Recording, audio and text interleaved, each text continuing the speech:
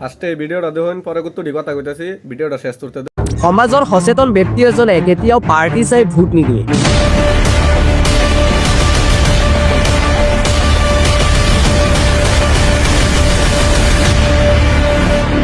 সদায় মানুহ বা কেন্ডিডেট চাইহে ভোট দিয়ে, সেই মানুহজন লাগিলে কংগ্ৰেছত থাকক বা বিজেপিত থাকক।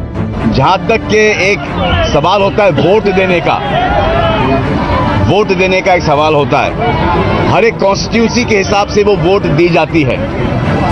जो बेस्ट मैन है आपके लिए उस कॉन्स्टिट्यूंसी के अंदर, आप उसके लिए वोट दीजिए। आपके लिए कौन है बेस्ट मैन यहाँ पर? आपके लिए मोदी है, आपके लिए मोदी साहब यहाँ पर है बेस्ट मैन। हमारी जो कॉन्स्टिट्यूंसी है बांद्रा, जहाँ पर मेरा कर्तव्य होता है कि मैं जाके वोट दूं, वहां पर वो हैं बाबा सिद्दीकी और Priyadatta.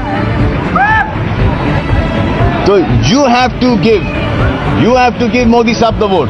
I have to give my people the vote। I know कि छोटा छोटा करके बड़ा होता जाएगा। কিন্তু আজি দেখা যায় যে একাংশই পাৰ্টি চাইহে ভোট দিয়ে, মানুহ কোন সেইটো কোনো ধৰণৰ মেটাৰ নকৰে।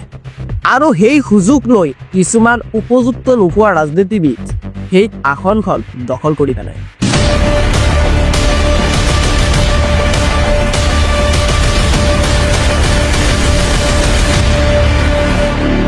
এইসকলে ৰং সলাই, কেতিয়াবা সেকুলাৰ, আকৌ কেতিয়াবা কমিউনিষ্ট। আজি নিযুত মইনাৰ দৰে স্কিম আমি কি হিন্দু মুছলমান কৰিছো?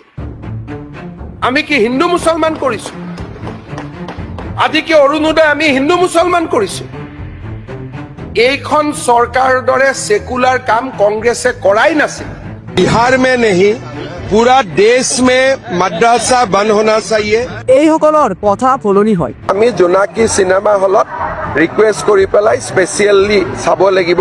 মই সিদ্ধান্ত লৈছো যে কেইটামান দিন পিছত ভিৰ কমিলে আমি সকলো মন্ত্ৰী বিধায়ক একেলগে আমাৰ আইডো চিনেমা হল আছে, আসাম ফিল্ম ফাইনেন্স কৰ্পোৰেশ্যনৰ ফিল্ম ডেভেলপমেণ্ট কৰ্পোৰেশ্যনত, তাতে আমি সকলোৱে বহি উপভোগ কৰিম। CM-এ যি কয় ভাবি চিন্তি কৰে। এইসকলৰ লেংগুৱেজ ঠিক নাথাকে। মই যেতিয়ালৈকে মুখ্যমন্ত্ৰী থাকো মিয়া মুছলমানৰ লগত মোৰ যুদ্ধ চলি থাকিব। এইসকলে আনক সন্মান কৰিব নাজানে। ये क्या नाटक है? क्यों गाड़ी रुकवाए हैं? कोई राजा महाराज आ रहा है क्या? बट ऐसा मत कर आगे। এইসকলে মিছা কথা ক'বলৈ কণ্ঠাবোধ নকৰে। এইসকলে ৰাজনীতিৰ বাবে মানৱতা হেৰুৱাই এনেকুৱা কিছুমান কাম কৰে যিটো কামৰ বাবে দুখীয়া মানুহবোৰে জীয়াই থাকিবলৈ সংগ্ৰাম কৰিব লগা হয়। এইসকলে সেই ইউনিভাৰ্চিটিত গ্ৰহণ কৰা পলিটিকেল চায়েন্সৰ জ্ঞানসমূহ নিগেটিভলি ইউজ কৰি সাধাৰণ জনসাধাৰণক চলনা কৰি সকলো শক্তিবোৰ নিজ হাতত ল'বলৈ চেষ্টা কৰে। সেই কূটনীতিবোৰৰ নাম কেতিয়াবা হৈ পৰে আঁচনি, আকৌ কেতিয়াবা হৈ পৰে ফ্ৰী খাদ্য দিয়া। আৰু যদি স্পষ্ট ক'ব যাওঁ তেনেহ'লে আঁচনি আৰু এই ফ্ৰী খাদ্য দিয়া চৰকাৰ এতিয়াও ভাল হ'ব নোৱাৰে। আঁচনি বা এই ফ্ৰী বস্তু দিয়াক আপুনি কম্পেয়াৰ কৰিব পাৰে ভিক্ষাৰ লগত, কিন্তু এটা ডাঙৰ আৰু ইম্পৰ্টেণ্ট ডিফাৰেণ্ট। ভিক্ষা আমি দিওঁ উইদাউট এক্সপেক্ট এনি ৰিটাৰ্ণছ, বা আমি জিৰ' ৰিটাৰ্ণছ পাম, কিন্তু আমি ভিক্ষাটো দিওঁ। কিন্তু এইসকল ৰাজনীতিবিদ আপোনালোকক আঁচনি দিয়ে, ফ্ৰী দালি দিয়ে, ফ্ৰী চাউল দিয়ে, আকৌ ফ্ৰী মিঠাতেল দিব বিচাৰে, কিন্তু ইয়াৰ পৰিৱৰ্তে ৰিটাৰ্ণছত আপোনাৰ বহুমূলীয় ভোট বিচাৰে। সেই মূল্যৱান ভোট যি ভোটে নেকি দাহ্য কৰে আমাৰ দেশখনৰ ভৱিষ্যত। এটা সময় আছিলে যিটো সময়ত নেকি মানুহে ভোট দিছিলে উন্নতিৰ কথা চিন্তা কৰি, কিন্তু আজি ভয়ত মানুহে ভোট দিব আৰম্ভ কৰিছে। মিয়াসকলে অসমক ধ্বংস কৰি পেলাব, তেওঁলোকে যিটো ধৰণে আগবাঢ়ি গৈ আছে। আজি মানুহে বাচি থাকিবলৈ, নিৰাপত্তা পাবলৈহে ভোট দিব আৰম্ভ কৰিছে। এনেকুৱা মহল বনোৱা হৈছে, এনেকুৱা চিটুৱেশ্যন ক্ৰিয়েট কৰা হৈছে যে বিজেপি যদি নাথাকে তেনেহ'লে হিন্দুসকল কেতিয়াও এইখন অসমত থাকিব নোৱাৰে। যদি বিজেপি নাথাকে ন্যায়ে দখল কৰিব, যদি বিজেপি নাথাকে গুৱাহাটীত ৰখি আছে। কেৱল ভয় আৰু ভয়, মানে এটাই অপশ্যন বিজেপি। আৰু তেওঁলোকৰ থিয়ৰী আমি কি কাম কৰিছো, ৰাস্তা বনাইছো, কি কৰিছো, এইবিলাক বাদ দিয়ক। কেৱল এটাই মাথাত ৰাখক যে আমি যদি নাথাকো তেনেহ'লে আপোনালোক নাথাকে। আৰু মানুহক কেৱল এইটোৱেই বুজোৱা হয় যে বিজেপিয়ে হিন্দুসকলক নিৰাপত্তা দিব পাৰে। গতিকে আপোনাৰ তাত এটাই অপশ্যন, আৰু সেইটোৱে হ'ল ভাৰতীয় জনতা পাৰ্টি।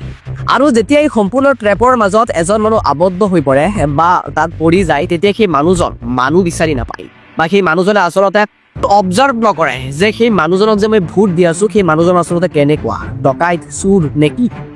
একো নেদেখে, কেৱল দেখে পাৰ্টি, সেই মানুহজন বিজেপিৰ। গতিকে সেই মানুহজনক মই ভোট দিবই লাগিব, লাগিলে সেই মানুহজন চোৰ থাকক বা ডকাইত থাকক বা বদমাছ প্ৰকৃতিৰ থাকক না কিয়। আৰু এইটো সুযোগটোৱে কিছুমান বদমাছ প্ৰকৃতিৰ মানুহ বা চোৰ ডকাইত এনেকুৱা ধৰণৰ নেতাবোৰ আজি লাহে লাহে পিকত আহি আছে। গতিকে মনত ৰাখিব, যেতিয়ালৈকে নেকি ধৰ্মৰ নামত ৰাজনীতি চলিব তেতিয়ালৈকে উন্নতি নাহে, যেতিয়ালৈকে আঁচনি দি থাকিব ফ্ৰী তেতিয়ালৈকে উন্নতি নাহে, যেতিয়ালৈকে ফ্ৰী খাদ্য দিয়া বন্ধ নকৰিব তেতিয়ালৈকে উন্নতি নাহে। ভিডিঅ'টো শেষ কৰি চোৱাৰ বাবে বহুত বহুত ধন্যবাদ।